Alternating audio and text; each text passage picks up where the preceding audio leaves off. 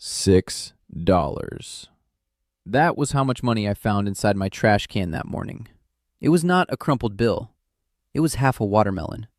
The flesh was pale, the texture like a waterlogged sponge, and the pieces I had cut the night before were still sitting untouched on a plate in the refrigerator. I had even tried to save the purchase. I cut away the parts that looked better. I chilled it for a few more hours. Then I tasted it again. Nothing. The fruit was not spoiled, but it had so little flavor that nobody wanted to finish it.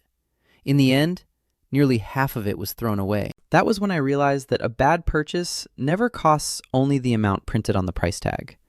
It costs the money, the trip to the store, the space it takes up in the refrigerator, the work of cutting it, and the frustration of knowing that, for the same price, I could have brought home a much better watermelon. That morning, however, I still believed one thing. Choosing a watermelon is just luck. A few days later, a supermarket employee showed me that my problem was not bad luck. It was the lack of a method. I had always considered myself careful with money. I compared prices, I looked for sales, and whenever two products cost the same, I chose the larger one. It seemed logical. More product, same price, a better deal. So when I returned to the supermarket and saw another pile of watermelons, I immediately reached for the biggest one. It was heavy, shiny, and cost almost the same as the smaller ones. In my mind, the decision had already been made. This time, I'm getting more for the same money. What I did not realize was that I was comparing size, not value. I picked up the watermelon, turned it around in my hands, looked at the rind. Then I did what almost everyone does when they have no idea what they are looking for. I knocked on it twice. Thump, thump. I tilted my head as though the sound had revealed something important. But the truth was simple. I had no idea whether that sound was good or bad. I did not knock because I understood the test. I knocked because I did not want to look lost in front of a piece of fruit. I began lowering the watermelon into my cart. That was when I heard a voice behind me. "Do you know what you're listening for?" I turned around. A supermarket employee was arranging boxes in the produce section. His sleeves were rolled up, and he was holding a small knife used to open packages. I looked at the watermelon, then at him. "I'm trying to find a sweet one." He pointed at the fruit in my hands. "And why do you think that one is sweet?"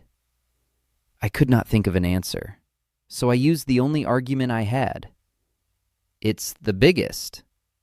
He stepped closer, took the watermelon, and turned it over. He studied the bottom for only a few seconds. Then he placed it back on the pile. "If you take that one, you may end up paying for the biggest watermelon and the biggest waste." "But they all cost almost the same," I replied. "They do." So why would I take a smaller one? He did not argue. Instead, he selected 3 watermelons and placed them side by side. The large one I had chosen, a medium-sized one, and a third that was smaller and did not even look as attractive. He pointed at the 3 of them. "Do you want the biggest fruit or the one your family is most likely to finish?" It was a simple question, but it challenged the exact belief I was trying to protect. To me, leaving with the biggest watermelon meant winning the purchase, even though I had no idea what was inside it. I picked up the large watermelon again. "This is how I always choose them." The employee raised one eyebrow. "And does it usually work?" I thought about the half watermelon I had thrown away that week. Even so, I continued holding the fruit. Part of me already suspected that he was right, but putting the largest one back would mean admitting that my method had never really been a method. It was only a habit. The man did not try to take the watermelon away from me. He simply said, "My name is Walter. I work with these fruits every day. I can't see inside them, but I can compare the signs before I spend my money." He pointed at the 3 watermelons. "Do the tests with me. Then you can choose." Walter arranged the fruit in a row, large, medium, small. There is no perfect sign, he said. There is a combination of signs. A watermelon does not have to look bad. It only has to lose against the others. That sentence changed the way I looked at the display. Until that moment, I had been searching for a fruit that looked good. Walter was searching for the strongest candidate among the available options. He pointed toward the bottom of the 3 watermelons. First test, turn them over. We turned the watermelons over. The large one had a very pale spot, almost white. The medium one had a light yellow mark. The smallest had a deeper, creamy spot, close to the color of butter. Walter touched the spot on the smallest watermelon. This is the area that rested on the ground while the fruit was growing. I look for a creamy yellow color. Then he pointed at the large one. A very pale or greenish spot may suggest that it was picked too early. I looked again at the watermelon I had wanted to buy. It was still bigger, but it no longer seemed automatically better. So that one is bad? I asked. Walter shook his head. I don't know. I only know that among these 3, it has started behind. That was the first important difference. I was looking for certainty. He was trying to reduce risk. Next, Walter examined the place where each watermelon had been separated from the vine. The stem on the large one still had a greener color. The stem on the smallest one looked drier and browner. You can't always see this clearly in a supermarket, he explained. But when the stem is still present, I prefer one that looks dry. He moved the large watermelon slightly to the side, then gently pressed the rinds. Don't squeeze hard. Look for a firm surface. The fruit should not have soft or damaged areas. The medium watermelon had a section near one end that gave slightly under his hand. Walter rotated it and showed me a small impact mark. It may have been dropped or hit. Now the comparison had changed. The largest had lost ground during the first tests. The medium one had a suspicious soft area. The smallest, which I had barely noticed, remained the strongest candidate. Walter picked up the large watermelon and knocked on it twice. The sound seemed dry and flat. Then he knocked on the medium one. Finally, he tapped the smallest. Its response sounded deeper and more open. Listen again. He repeated the test, and this time I noticed a difference. Not because I had learned to identify one perfect sound, but because I was finally comparing. I look for a deeper, more resonant response, Walter said. But I never choose by sound alone. The sound confirms. It does not decide. I thought about the knock I had made only minutes earlier. I did not need to memorize a description. I needed to hear 2 fruits side by side. Comparison turned an empty ritual into useful information. Walter handed me the medium watermelon, then placed the smaller one in my hands. Although it was slightly smaller, it felt surprisingly heavy. Compare fruits of similar size, he said. Do not compare a small one with a huge one. Between 2 similar watermelons, look for the one that feels heavier for its size. I switched the fruits between my hands. The difference was subtle, but it was there. Then we placed all 3 back on the floor. The large one had a slightly flattened side. The medium one had an uneven end. The smallest one was more uniform and symmetrical. Shape does not guarantee flavor, Walter explained. It is only another criterion. When several cost the same, I choose the one with the strongest combination of signs. He was not looking for absolute proof. He was building a case. Finally, Walter examined the small brown lines and scars across the surface, a faint web some people call sugar lines or webbing. I only use them as a tiebreaker. The smaller watermelon had more surface markings. The large one had an almost completely smooth rind. Do not buy a watermelon because of these marks alone, he warned. First, check the field spot. Then compare firmness, sound, weight, and shape. The marks come last. After 7 tests, the 3 watermelons no longer looked the same. They still had similar prices, but they did not offer the same collection of signs. That was when I understood Walter's method. He was not trying to guess exactly what was inside. He was eliminating the candidates that raised the most doubts. I thought Walter was teaching me how to find a sweet watermelon.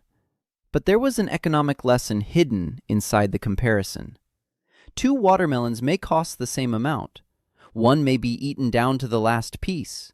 The other may take up space in the refrigerator until it ends up in the trash. The price tag tells you how much you are paying. It does not tell you how much you will actually use.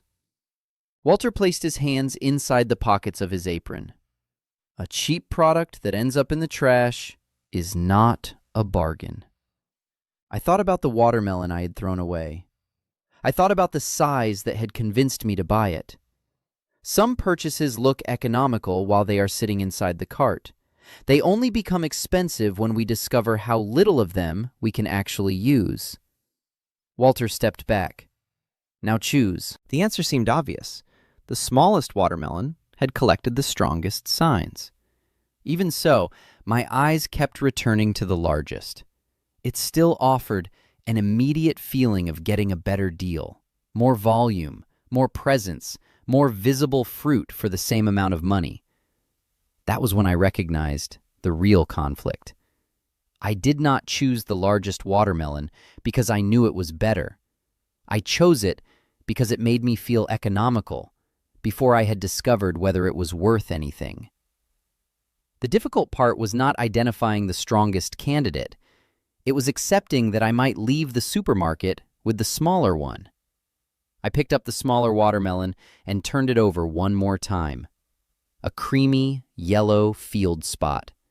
A drier stem, a firm rind, a deeper sound when compared with the others. Good weight for its size. A uniform shape. Surface marks used only as a final criterion. I placed it inside my cart. Walter did not celebrate. He simply pushed the large watermelon back into the pile. "You did not choose the smallest one," he said. "You chose the one that won the comparison." That sentence removed the weight from the decision. I was not taking less. I was taking the candidate that had given me more reasons to choose it. At home, I placed the watermelon on the counter. I ran the knife through the rind. For a moment, I hesitated. The tests did not offer a guarantee. What if the fruit was still disappointing? The blade moved forward. The rind split with a short crack. The 2 halves opened. The flesh was red. Juice spread across the cutting board. I cut a piece. The texture was firm. The flavor was sweet. That evening, the fruit was not left untouched on the plates. The following day, there was no half watermelon taking up space in the refrigerator.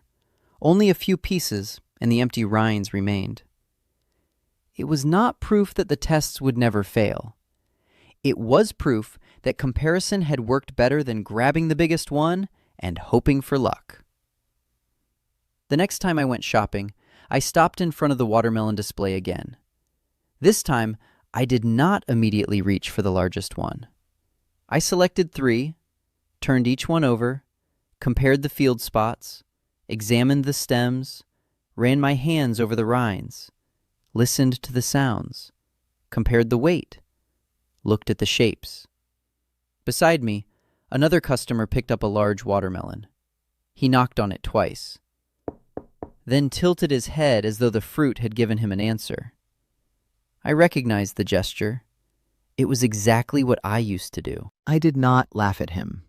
I only remembered how easy it is to repeat a ritual without understanding what we are searching for. Walter was arranging fruit on the other side of the aisle. When he saw the watermelon inside my cart, he pointed toward the largest one on the display. "Not taking that one?" I looked at the large watermelon, then at the one I had selected. Not the biggest one. I pushed my cart toward the checkout. The one that is worth what it costs.